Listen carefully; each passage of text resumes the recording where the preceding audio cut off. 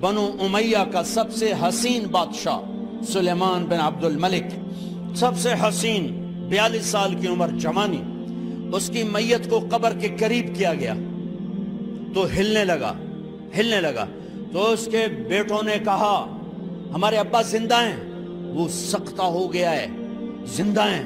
عمر بن عبدالعزیز رضی اللہ رحمت اللہ علیہ فرمانے لگے ارے بھتیجو زندہ نہیں ہے، قبر کا عذاب جلدی شروع ہو گیا ہے، بَلْ عَجَّلَ اللَّهُ بِالْعُقُوبَةِ، چھپاؤ، جلدی چھپاؤ۔ عمر بن عبدالعزیز جس تخت پر بیٹھے اس پر سلیمان تھا، اس پر ولید تھا، اس پر عبد الملک تھا، ان تینوں نے اپنے من کو راضی کیا، عمر بن عبدالعزیز نے اپنے رب کو راضی کیا۔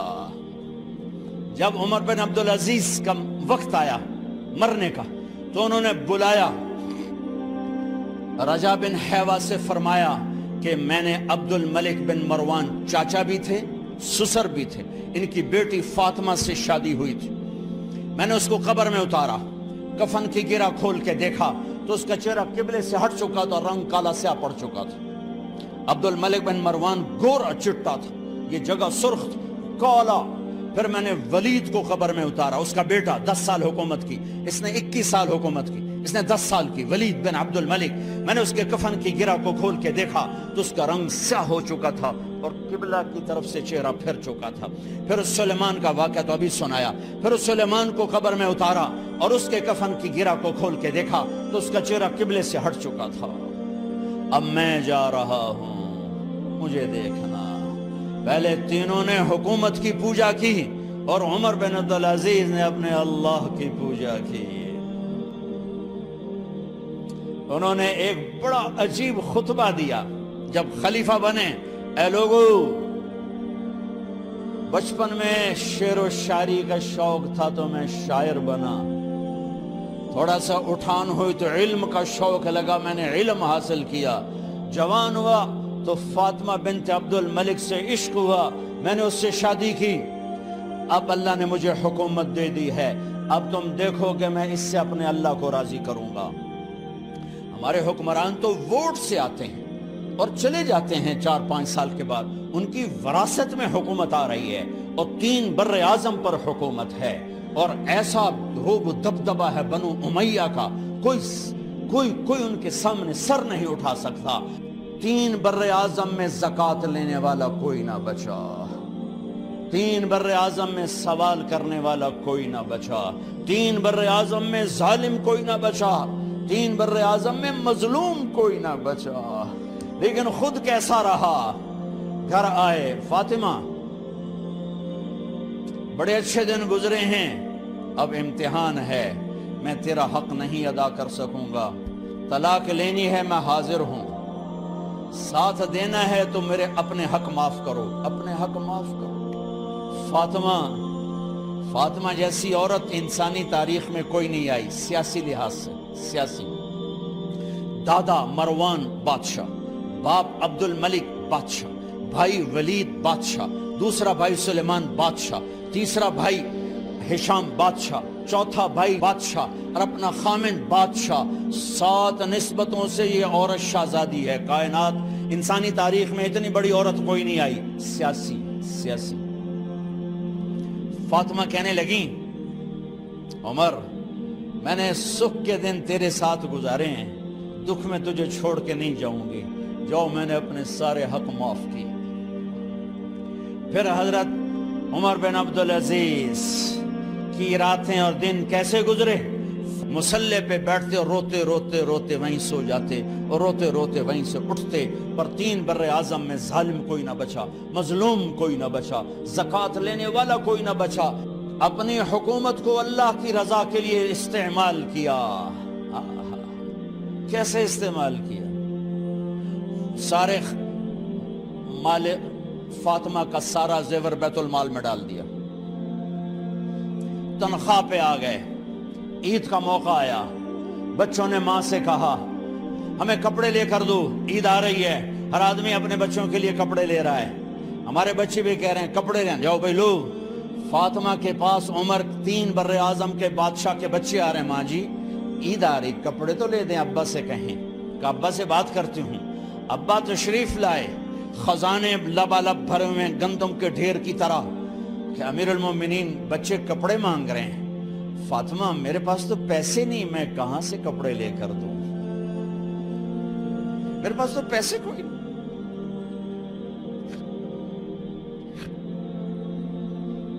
حضرت فاطمہ نے کہا پھر بچوں کا کیا کروں؟ کہا پھر مجھے بھی نہیں پتا کیا کروں۔ اس کے پہلے 3 حکمرانوں نے لوٹ مار کے بازار گرم کیے، ظلم و ستم کے پہاڑ توڑے، اور آج اسی خزانے پہ ایک شخص بیٹھا ہے جو اللہ کو راضی کرنے کے جھنڈے گاڑ رہا ہے۔ تو فاطمہ نے کہا آپ ایسا کریں، اگلے مہینے کی تنخواہ ایڈوانس لے لیں، اس سے میں اپنے بچوں کو کپڑے لے دیتی ہوں، اور گھر کا خرچہ میں مزدوری کر کے گھر کی روٹی چلا لوں گی۔ ارے اپنی تاریخ پڑھو، صرف ڈرامے ہی نہ دیکھتے رہ جاؤ، صرف گانے ہی نہ سنتے رہ جاؤ، اور بھی دکھ ہیں زمانے میں محبت کے سوا۔ انہوں نے اپنے بلایا وزیر خزانہ مزاحم، اپنا ہی غلام، ہاں بھائی مزاحم، ہمیں بچوں کے کپڑے چاہیے، تو اگلے مہینے کی تنخواہ ایڈوانس مل جائے۔ وہ کہنے لگے امیر المومنین آپ مجھے لکھ کر دے دیں کہ آپ 1 مہینہ زندہ رہیں گے، میں آپ کو تنخواہ دے دیتا ہوں۔ عمر بن عبدالعزیز سر جھکایا، اٹھے، گھر گئے، فاطمہ میرے بچوں سے کہہ دو کہ تمہارا باپ کپڑے لے کے نہیں دے سکتا۔ اپنی تاریخ تو دیکھو، عید کا دن آ گیا، خلیفہ وقت عید کی نماز پڑھاتے تھے، نمازیں بھی خلیفہ وقت پڑھاتے تھے۔ بنو امیہ کا خاندان ملنے کے لیے آ رہا ہے، سارے سرداروں کے بیٹے اعلیٰ پوشاک، اعلیٰ لباس ملنے آ رہے ہیں۔ تھوڑے دیر بعد دیکھا تو بچے بھی ملنے آ رہے ہیں، امیر المومنین کی حیثیت سے بچے باپ کو ملنے آ رہے ہیں، اور ان کے جسموں پر پرانا لباس ہے۔ حضرت عمر انہیں دیکھ کر ادھر اپنے سرداروں کے بچے دیکھے تو زرق برق پوشاکیں، اپنے بچوں کو دیکھا۔ ارے اس باپ سے پوچھو جو سب کچھ کر سکتا ہو اور پھر مٹھی بند کر لے کہ نہیں میں نے حرام کی طرف نہیں جانا۔ بچوں کو دیکھا تو آنکھیں ڈبا گئیں، آنکھوں میں آنسو آ گئے۔ فرمایا میرے بچوں آج تمہیں اپنے باپ سے گلہ تو ہوگا کہ آج ہمارے باپ نے کپڑے ہی نہ لے کے دیے۔ ان کے ایک بیٹے ہیں عبد الملک، ان سے بھی 4 ہاتھ آگے تھے، ان سے پہلے ہی فوت ہو گئے تھے۔ کہنے لگے ابا جان آپ کو مبارک،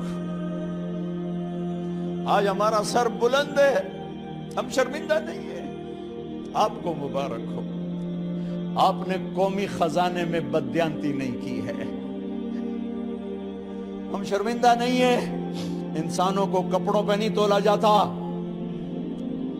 آج کا میرا دیس کا مالدار اتنا فقیر ہو گیا ہے، اتنا چھوٹا ہو گیا ہے کہ وہ اپنا تعارف کروانے کے لیے 50 لاکھ کی گھڑی لیتا ہے، 6 لاکھ کا جوتا لیتا ہے۔ آج کی بیگم اتنی چھوٹی ہو گئی ہے کہ اپنے قد کو بڑا کرنے کے لیے وہ 10 لاکھ کا ہینڈ بیگ لیتی ہے کہ دیکھو میرا بیگ 10 لاکھ کا ہے۔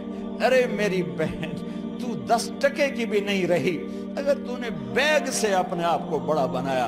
او میرے دوست تو 2 ٹکے کا نہیں ہے اگر تو 10 لاکھ کے جوتے اور 50 لاکھ کی گھڑی سے اگر تو بڑا بننا چاہتا ہے۔ ارے اس دھوکے سے نکلو۔ برینڈڈ کہاں جا رہے ہو؟ جب تم اپنی ذات میں بے قیمت ہو تو رب ذوالجلال کی قسم تمہاری گھڑیاں، تمہارے بیگ، تمہاری گاڑیاں، تمہارے بنگلے تمہاری عزت کو بڑھا نہیں سکتے۔ ابا جان آج ہم خوشی سے بلند ہیں کہ ہمارے باپ نے بددیانتی نہیں کی۔ گھر میں تشریف لائے، کہنے لگے فاطمہ کچھ پیسے ہیں، میرا انگور کھانے کو جی چاہ رہا۔ بس فاطمہ رونے لگی۔ فرمایا امیر المومنین خزانہ تو بھرا پڑا ہے، 1 درم کا بھی تیرا حق نہیں ہے کہ تو 1 درم لے کے انگور خرید لے۔ تو تڑپ اٹھے، فاطمہ میں جہنم نہیں برداشت کر سکتا۔ وہ میرے بھائیوں جو دن رات سود میں پھنس چکے ہو، جو دن رات جوئے شراب میں پھنس چکے ہو، کیسے اللہ کے سامنے سرخرو ہو کر کھڑے ہو گئے؟ ایک رات گھر میں تشریف لائے، بچیاں بیٹیاں، منہ پہ ہاتھ، کپڑا رکھا، دوپٹہ رکھا منہ پہ، اور بات کریں۔ آپ نے پوچھا ارے کیا ہوا تمہیں، یہ منہ پہ کپڑا کیوں رکھتے ہو؟ تو خاموش ہو گئی، لیکن گھر کی خادمہ رو پڑی۔ کہا امیر المومنین آج آپ کی بیٹیوں نے کچا پیاز توڑ کے اس سے روٹی کھائی، سالن کھائی، اور میرے آج کا تاجر کہتا ہے جھوٹ نہ بولوں تو کاروبار کیسے، میرا افسر کہتا ہے رشوت نہ لوں تو گزارا کیسے کروں۔ تو عمر بن عبدالعزیز پھس پہ ہچکیوں کے ساتھ روئے کہ میری بچیوں میں تمہیں بڑے اچھے کھانے کھلا سکتا ہوں، پر میں جہنم کی آگ برداشت نہیں کر سکتا۔ بھائیو، اس بندے نے اپنے آپ کو ذبح کر دی، اللہ کو راضی کرنے کے لیے ذبح کر دی، اپنے ذات کو، اپنے جذبات کو، اپنے احساسات کو۔